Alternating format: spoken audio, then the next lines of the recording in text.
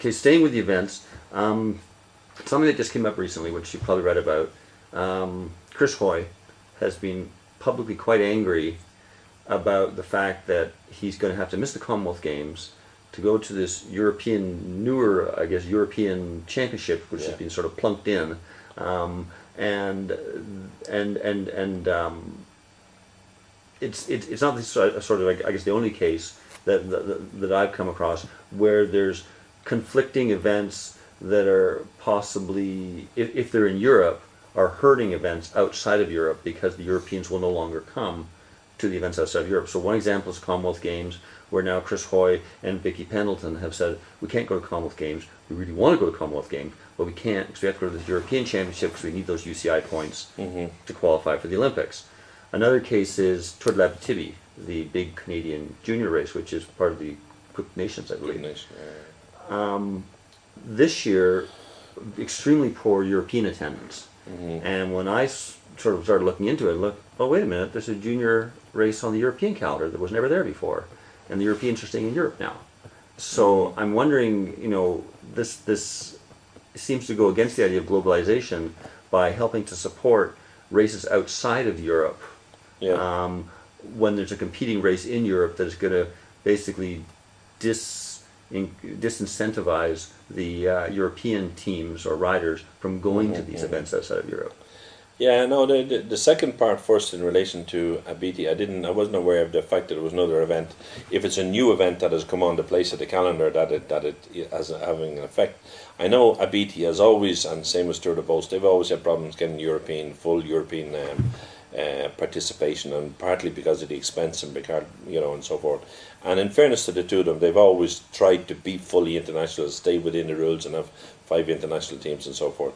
That's something. If it's a question that we can easily resolve, we will resolve it easy. And if it's a question that the organizer of Abiti this year did have that problem, and he comes to us and say, look, we can see most of the teams have stayed for this particular race in Europe, and I'm losing teams. I need a bit of assistance here.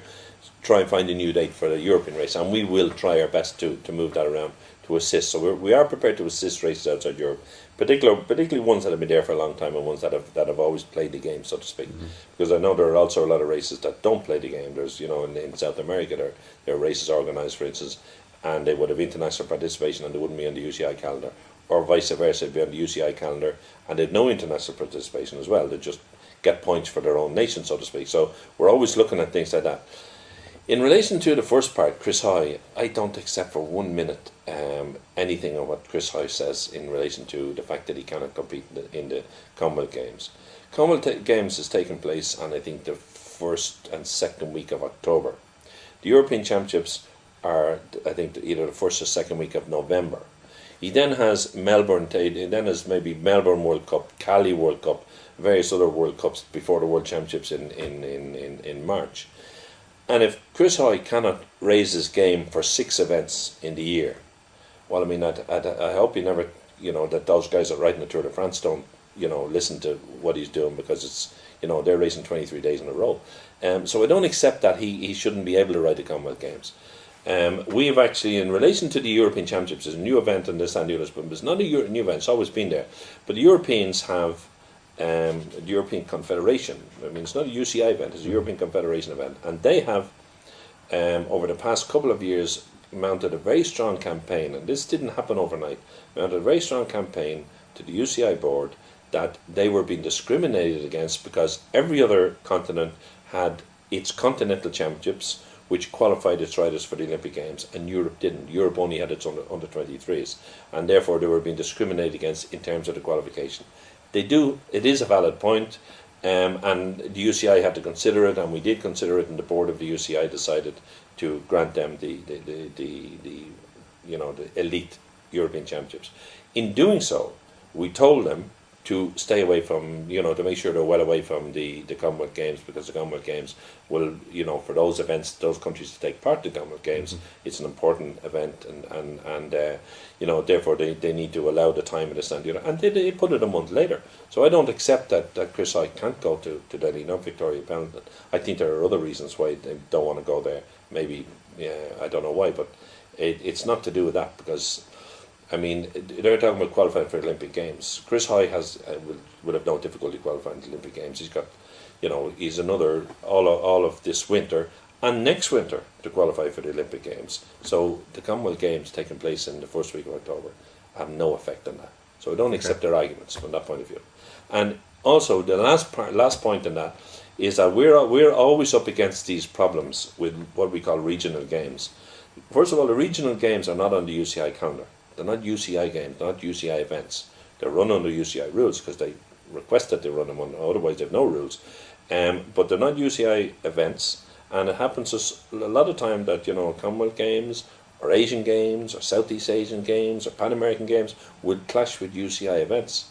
And we can't constantly change our calendar to suit events which aren't even on our calendar.